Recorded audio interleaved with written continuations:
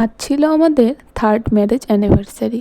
বাড়িতে একটা ছোট্ট করে আয়োজন করা হয়েছে সবার সাথে, বাড়ির আত্মীয় স্বজন, বেশি লোকজন নয় তবে। আর দুপুরবেলা আমি আর আমার হাজব্যান্ড গেছিলাম একটুখানি নিজেদের মতো করে একটু একাকিত্বে সময় কাটাতে। তবে যেই রেস্টুরেন্টে গেছিলাম সেটা তো অনেক দিন থেকেই যাওয়ার ইচ্ছা ছিল, সেটা একটা ভাইরাল রেস্টুরেন্ট আমাদের এখানকার। তবে আমরা না জেনেই গিয়েছিলাম, গিয়ে দেখি যে তখন সেটা বন্ধ, মানে সেদিন করে বন্ধ থাকে। তো আমাদের এটা জানা ছিল না, তাই আমরা শুধু রেস্টুরেন্টটাই ঘুরে চারপাশ থেকে দেখে এসেছি, সেখানে যেতে পারিনি বা খাবার দাবার খেতে পারিনি। তারপর আমরা বাড়ি চলে এসেছি। বাড়িতে এসে সেই দিন সবার সাথে আমরা কেক টেক কেটেছি, একটু সন্ধ্যাবেলা মজা করেছি আর খাওয়া দাওয়া করেছিলাম বিরিয়ানি। এইভাবেই আমাদের 3rd অ্যানিভার্সারিটা আমরা পালন করেছি। আর আমাদের 2nd অ্যানিভার্সারিটা আমরা পালন করতে পারিনি, কাজের সূত্রে আমার হাজব্যান্ড আর আমি দুজনেই আলাদা ছিলাম সে সময়।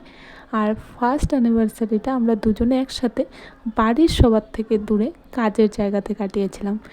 1st অ্যানিভার্সারিটাও আমরা খুব এনজয় করেছি, দুজনে একা থাকলেও এনজয়টা ভরপুর করেছি।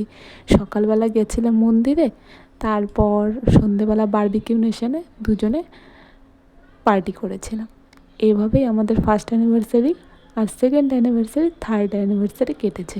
তোমরা আশীর্বাদ করো আমরা যাতে দুজনে একসঙ্গে জীবনের অনেকটা সময় পার করতে পারি আর খুব আনন্দে কাটাতে পারি, একটা হ্যাপি ফ্যামিলি তৈরি করতে পারি। আমার ভিডিও তোমাদের কেমন লাগলো অবশ্যই জানিও। আর হয়তো এই ম্যারেজ অ্যানিভার্সারি দেখে অনেকেরই জানতে ইচ্ছে করবে আমাদের অ্যারেঞ্জ ম্যারেজ কি লাভ ম্যারেজ।